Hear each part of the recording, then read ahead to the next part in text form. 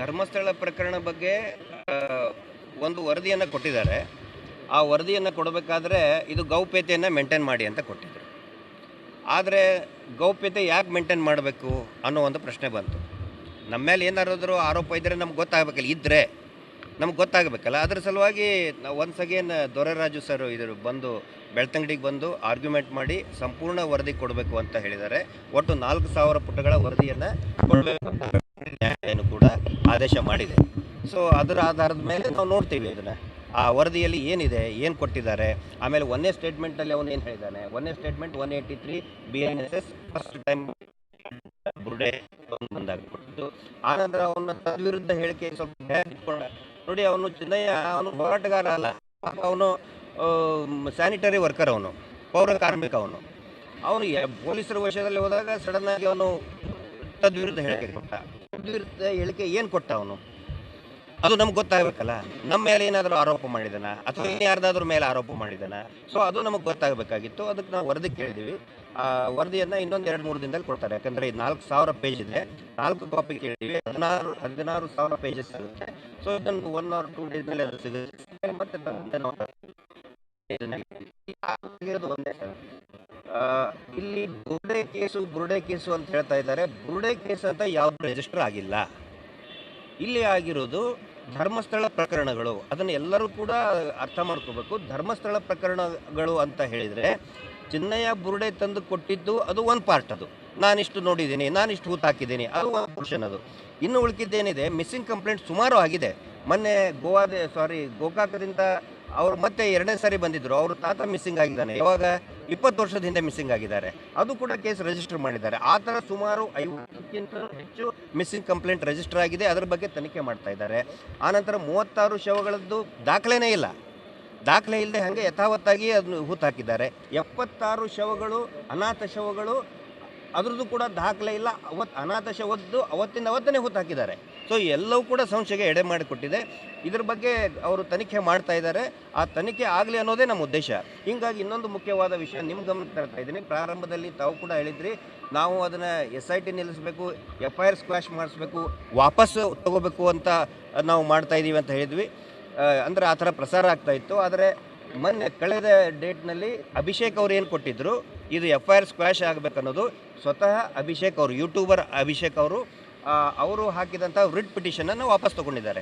SIT ತನಿಖೆ ಸರಿಯಾಗಿ ನಡೀಲಿ, SITಗೆ ನನ್ನ ಬೆಂಬಲ ಇದೆ ಅಂತ ಹೇಳಿ ಅವರು ಹಾಕಿದಂಥ ರಿಟ್ ಪಿಟಿಷನ್, ಸ್ಕ್ವಾಶ್ ಮಾಡಿದಂಥ ರಿಟ್ ಪಿಟಿಷನ್ ಏನಿದೆ ಅದನ್ನು ಅವರು ವಾಪಸ್ ತೊಗೊಂಡಿದ್ದಾರೆ.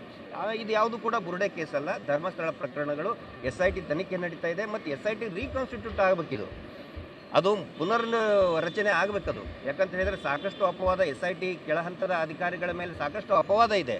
ಹೀಗಾಗಿ ಅವ್ರನ್ನ ಇಟ್ಕೊಂಡು ಫರ್ದರ್ ಇನ್ವೆಸ್ಟಿಗೇಷನ್ ಮಾಡೋದು ಬೇಡ ಅಂತ ಹೇಳಿ ಅದ್ರ ಬಗ್ಗೆನೂ ಕೂಡ ನಾವು ಒಂದು ಪಿಟಿಷನ್ ಹಾಕ್ತಾ ಇದ್ದೀವಿ. ಕುಟುಂಬಸ್ಥರು ಕೂಡ ಸಾಕಷ್ಟು ಆರೋಪ ಮಾಡ್ತಿದ್ದಾರೆ, ಅಂದರೆ ಬೇಲ್ ವಿಚಾರವಾಗಿ ತಾವು ಯಾವುದೇ ರೀತಿ ರೆಸ್ಪಾನ್ಸ್ ಮಾಡಿಲ್ಲ. ಅಲ್ಲ, ರೆಸ್ಪಾಂಡ್ ಮಾಡೋದು ಪ್ರಶ್ನೆ ಬರೋದಿಲ್ಲ ಇಲ್ಲಿ. ನೋಡಿ, ಅಂದರೆ ಅವನಿಗೆ ಕಂಟಿನ್ಯೂಸ್ ಆಗಿ ಬೇರೆ ಬೇರೆ ಸ್ಟೇಟ್ಮೆಂಟ್ ಕೊಟ್ಟನಲ್ಲ. ನಾವು ಸಾಕಷ್ಟು ಜನ ಕೇಳಿದ್ದೀವಿ, ಅಂದರೆ ಅವನಿಗೆ ಬೇಲ್ ಕೊಡಿಸೋದಕ್ಕೆ ಬೇಲ್ ಯಾರಾದರೂ ಕೊಡಬೇಕಲ್ಲ. ಅವನು ಈ ಥರ ಉಲ್ಟಾ ಹೆಂಗೆ ಹೇಳ್ತಾ ಇದ್ದಾನೆ. ಅಕಸ್ಮಾತ್ ನಾಳೆ ಅವನು ಸಿಗಲಿಲ್ಲ ಅಂತ ಹೇಳಿದರೆ ನಾವು ಕನ್ವಿನ್ಸ್ ಮಾಡ್ತಾ ಇದ್ದೀವಿ ಯಾರಾದರೂ ಅವ್ನು ಬೇಲ್ ಕೊಡಬೇಕು ಅಂತ. ನಾನೇನಾದರೂ ಶಿವಮೊಗ್ಗದವನಾಗಿದ್ದರೆ ನಾನೇ ಕೊಡ್ತಾ ಇದ್ದೆ. ಶಿವಮೊಗ್ಗ ಜೈಲಿನಲ್ಲಿದ್ದಾನೆ. ಅಥವಾ ಬೆಳ್ತಂಗಡಿಯವನಾಗಿದ್ದರೆ ನಾನೇ ಕೊಟ್ಬಿಡ್ತಿದ್ದೆ. ನಾವು ಕೂಡ ಕೊಟ್ಟಿದ್ದೀವಿ. ಆಮೇಲೆ ಅವರ ಫ್ಯಾಮಿಲಿ ಮೆಂಬರ್ಸ್ ಕೂಡ ಬಂದು ಕಂಟಿನ್ಯೂಸ್ ಆಗಿ ವಿನಾಕಾರಣ ಸುಳ್ಳು ಹೇಳ್ತಾ ಇದ್ದಾರೆ. ಅದನ್ನು ವಾಸ್ತವ ಏನಿದೆ ನಮ್ಗೆ ಗೊತ್ತಿದೆ. ಅವ್ರು ತುಂಬ ಮುಗ್ಧರವರು. ಹೀಗಾಗಿ ನಾನು ಅವ್ರ ಮೇಲೆ ಟೀಕೆ ಮಾಡೋಕ್ಕೆ ಹೋಗಲ್ಲ. ಪಾಪ ದುಡ್ಕೊಂಡು ತಿನ್ನೋರು ಅವರು. ಅವ್ರ ಮನೆಯವರು ಕೂಡ ನಾವು ಸುಮಾರು ಜನ ಪರಿಚಯ ಇದ್ದಾರೆ. ಪ್ರಯತ್ನ ಮಾಡ್ತಾ ಇದ್ದೀವಿ. ಅವನಿಗೆ ಶ್ಯೂರಿಟಿ ಕೊಟ್ಟು ಅವನನ್ನು ಹೊರಗಡೆ ತರಿಸುವಂಥ ಪ್ರಯತ್ನ ಕೂಡ ಮಾಡ್ತಾ ಇದ್ದಾರೆ. ಅಲ್ಲ, ಹೇಳ್ಸಿದ್ರು ಅನ್ನೋದು ನೀವು ಆ ಥರ ಹಂಗೆ ಹೇಳೋದು ಸರಿಯಲ್ಲ, ನಾವು ಒಪ್ಕೊಳ್ಳೋದಕ್ಕೆ. ನೀವು ಕೂಡ ಸಾಕಷ್ಟು ವಿಡಿಯೋದಲ್ಲಿ ನೋಡಿದ್ದೀರಿ ಅದನ್ನ. ಅವನೇ ಬಂದು ಹೇಳಿದ್ದಕ್ಕೆ ಎಲ್ಲರೂ ಒಂದು ಆ ಥರ ತೀರ್ಮಾನ ತೊಗೊಂಡಿದ್ದು ಏನಿಲ್ಲ. ಅದು ದೊಡ್ಡ ಸಮಸ್ಯೆ ಏನಲ್ಲ. ಅವನಿಗೆ ಬೇಲ್ ಕೊಡಿಸುವಂಥ ವ್ಯವಸ್ಥೆಯನ್ನು ಕೂಡ ನಾವು ಮಾಡ್ತಾ ಇದ್ದೀವಿ. ಸಂಪರ್ಕದಲ್ಲಿ ಇದ್ದೀವಿ ಅವ್ರ ಮನೆ. ಹೌದು ಸರ್, ಆಗಬೇಕು. ಅದು ರೀಕಾನ್ಸ್ಟಿಟ್ಯೂಟ್ ಆಗಬೇಕು. ಯಾಕಂದರೆ ಕೆಳಹಂತದ ಅಧಿಕಾರಿಗಳನ್ನೇ ಚಿನ್ನಯ್ಯನಿಗೆ ಹೆದರಿಸಿ, ನಾನು ನೋಡಿ ಅವತ್ತಿನ ದಿನ ಏನಾಯಿತು ನೀವು ಮುಂದೆ ಹೇಳ್ತಾ ಇದ್ದೀನಿ. ಅವನು ರಾತ್ರಿ ಬಂದು ನನಗೆ ಹೇಳ್ತಾ ಇದ್ದ. ಅವನು ಪ್ರತಿದಿನ ಬಂದ ತಕ್ಷಣ ಫಸ್ಟ್ ನನಗೆ ಹೇಳ್ತಾ ಇದ್ದ, ಸರ್ ಆಫೀಸರ್ ಒಬ್ಬರು ಹೆಸರು ಹೇಳಿದರು, ಅವ್ರ ಹೆಸರು ಬಹಿರಂಗವಾಗಿ ಹೇಳೋದು ಬೇಡ, ನಾನು ಯಾವ ಜಾಗದಲ್ಲಿ ತೆಗಿತೀನಿ ಅಲ್ಲಿ ಅಸ್ಥಿ ಪಂಜರಗಳು ಸಿಕ್ಕರೆ ನನ್ನ ಗಲ್ಲಿಗೇರಿಸ್ತೇನೆ ಅಂತ ಅಧಿಕಾರಿಗಳು ಹೇಳಿದ್ದಾರೆ ಸರ್ ಅಂತ ಹೆದರ್ಕೊಂಡಿದ್ದಾನೆ ಅವನು. ಹೀಗಾಗಿ ಅಂಥ ಅಧಿಕಾರಿಗಳನ್ನ ಇಟ್ಕೊಂಡು ಇನ್ನು ಮುಂದೆ ಇನ್ವೆಸ್ಟಿಗೇಷನ್ ಮುಂದೆ ತೊಗೊಂಡು ಹೋಗೋದಕ್ಕಾಗೋದಿಲ್ಲ.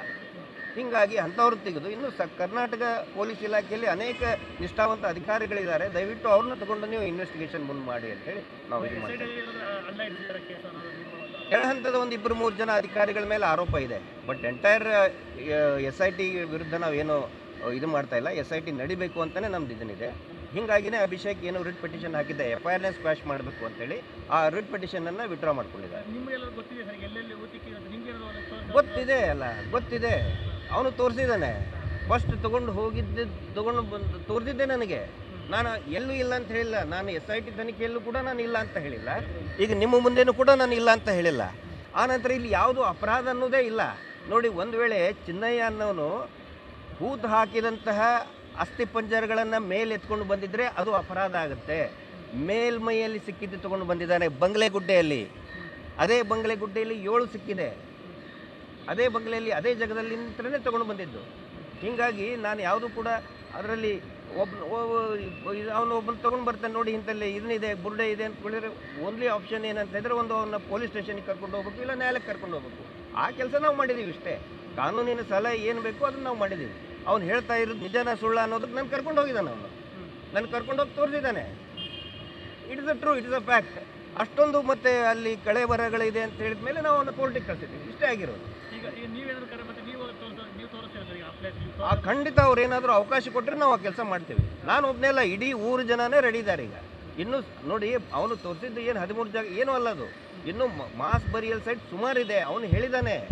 ಅದಕ್ಕೆ ನಮ್ಗೆ ಯಾಕೆ ಇಷ್ಟೊಂದು ಕುತೂಹಲ ಇದೆ, ಅದು ವರದಿಯಲ್ಲಿ ಏನಿದೆ ಅಂತೇಳಿ ವರದಿಯಲ್ಲಿ ನೋಡ್ತೀವಿ ನಾವು. ಅದರಲ್ಲಿ ಮಾಸ್ ಬರಿಯಲ್ ಸೈಟ್ ನನಗನ್ಸಿದ ಮಟ್ಟಿಗೆ ಇನ್ನೂ 2-3 ಮಾಸ್ ಬರಿಯಲ್ ಸೈಟ್ ಇದೆ. ಇವನು ತಪ್ಪಾಗಿ ಇವನು ತೋರ್ಸೋಕೆ ಹೇಳಿದ್ದಾರೆ ಅವನಿಗೆ. ನಾವಿಷ್ಟೇ ಅಲ್ಲ, ಊರವ್ರು ರೆಡಿ ಇದ್ದಾರೆ ತೋರಿಸೋದಕ್ಕೆ. ಸಾಕಷ್ಟು ಇನ್ನೂ ಇದೆ. ಹೀಗಾಗಿ ನಾವು ಹೇಳೋದು SIT ನಿಲ್ಲಬಾರ್ದು, SIT ಕಂಟಿನ್ಯೂ ಆಗಲಿ ಅಂತ ನಾವು ವಿನಂತಿ ಮಾಡ್ತೀವಿ.